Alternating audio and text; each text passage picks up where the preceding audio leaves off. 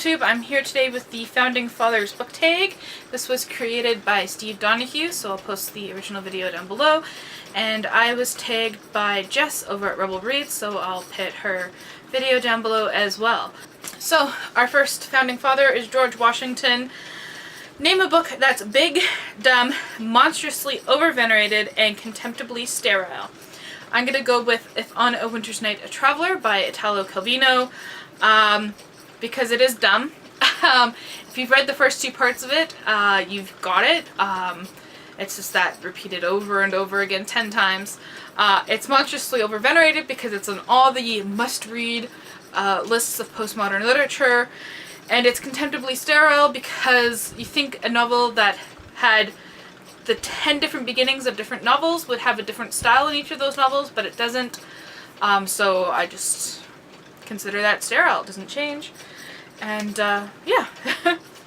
Number 2, John Adams. Name a book that's short and compact, but that's stuffed with brilliance and arrogance. And when I think of a writer that is both brilliant and arrogant, I think of James Joyce, who is an incredibly arrogant man, but also quite brilliant at the same time. And I had to choose a short story, so I couldn't choose Ulysses. So I chose a novella, a long short story, whatever you want to call it, The Dead, because it is short and it's beautifully written. Number 3, Thomas Jefferson. Name a book that's undeniably brilliant but also prissy and wimpy with extra points if it's somethingly hypocritical. So I'm going to have to go with a book that I recently DNF'd, Lies of Loch Lamora by Scott Lynch, because the writing is undeniably good. I really enjoy the writing. That's what made me stick with it for so long. I was listening to it on audiobook and I wanted to stop the car and just like write down some of the analogies he used because they were just so witty and funny and well put together. And yeah, but I call it prissy and wimpy because the characters had no challenges. They just overcame everything easily. Deus Ex Machina was all over the place. And there was no real conflict in the book. Yeah. Number 4, Thomas Paine. Name a book that's incredibly readable but not as well known as it should be and that smells really bad. I'm going to go here with What I Was by Meg Grossoff.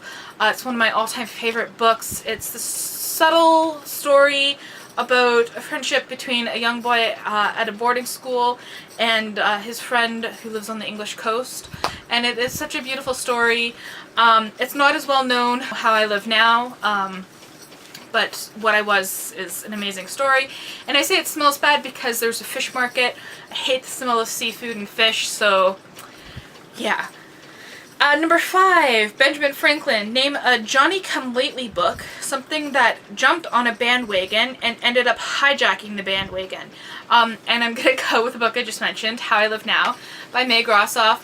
It's the story of a American girl who's transported to go live with her cousins over in England, and then a nuclear bomb goes off, and it's kind of like the reason I chose it is because it kind of hops on the bandwagon of strong female character YA dystopian, but you know, hijacks the bandwagon in that it steers it in a really kind of realistic way, and she's not like, doesn't have all these special talents to overcome. You know, she's not a special person. She's just a person, and it's a really amazing story. Again, read the book. 6, Paul Revere. Name a book that's known for only one small part of its overall length. And I'm going to steal Jess's answer and say the Bible for 3 reasons that I'm going to tell you here. First of all, people are fond of quoting parts of it while ignoring other parts of it. So, for example, I'm thinking here Leviticus, and most people like to quote, man shall not lie with man as he does with woman. But the people who are saying this neglect all the other stuff that's mentioned in Leviticus.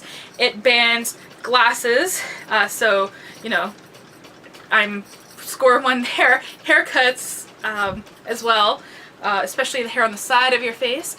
It also bans wearing mixed fabrics. I don't know what this is, but I'm pretty sure it's mixed because there's sequins on cotton. And mistreating foreigners. It does say that you should treat foreigners as as friends and family, and I'm sure lots of people who are against homosexuality are also against immigration and that such, as well as selling land. So those are some things that are banned in Leviticus that people tend to ignore, but they hop on this one thing. People also tend to ignore the fact that Jesus said one sin is not greater than another. So homosexuality, if you think that's a sin, it's just as bad as wearing glasses or getting your hair cut. So maybe people should think twice. Second, there's erotica in the Bible. A lot of people don't know that. So it's a lot of, people don't really know that it's there. The Songs of Solomon, look them up. They're quite racy. I won't read them here because they are quite racy. And then there's certain stories that are ignored too. Like, we know a lot about the story of the Garden of Eden.